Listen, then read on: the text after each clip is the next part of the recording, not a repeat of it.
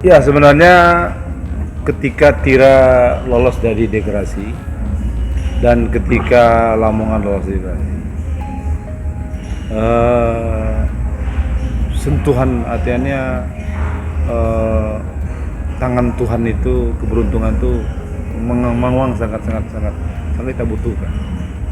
Artinya memang semuanya berkat Allah yang Maha Kuasa. Kita sebagai manusia tidak bisa apa-apa. Tapi di samping itu memang kita harus yakin sebagai pelatih, jangan pernah menyerah dengan apapun yang dilakukan. Itu prinsip saya.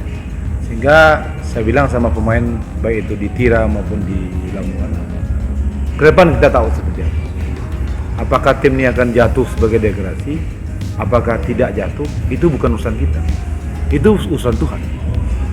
Urusan kita bagaimana menyiapkan seluruh kompetensi diri kita, baik di latihan maupun di pertandingan, dan persiapan latihan dan persiapan pertandingan itu secara sungguh-sungguh dan juga kompak antara manajemen, pelatih, pemain, supporter harus satu visi keinginan bahwa tim ini harus diselamatkan dan tim ini harus berbuat baik.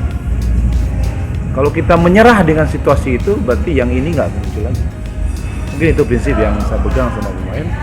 Sehingga ketika ada pertandingan, ketika diganting-ganting, saya bilang sama pemain, tidak satu pun manusia yang bisa memutuskan kita ini degradasi kecuali Allah, saya bilang. Dan itu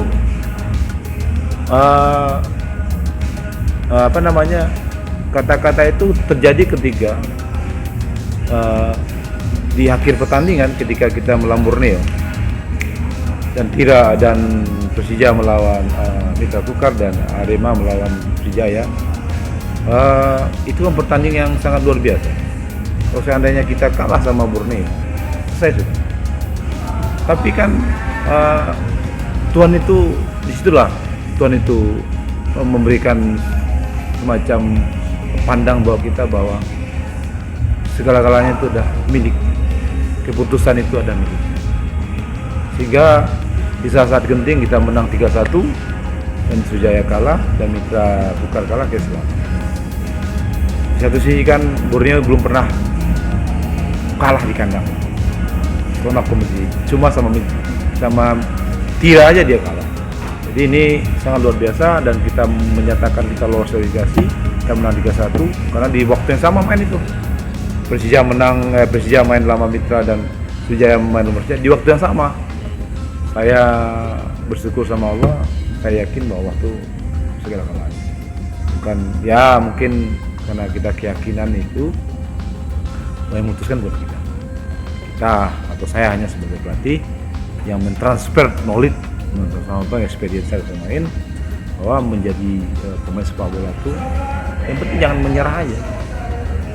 Berarti kita bertanding melawan siapapun sampai peluit panjang berbunyi, kita nggak boleh menyerah. Kecuali wasit sudah menit peluit panjang, lalu itu ditentukan siapa menang siapa yang kalah. Tapi kalau nggak itu kita tetap stabil, komitmen, konsisten dengan segala kemampuan sampai selesai pertandingan. Begitu yang pernah saya berikan.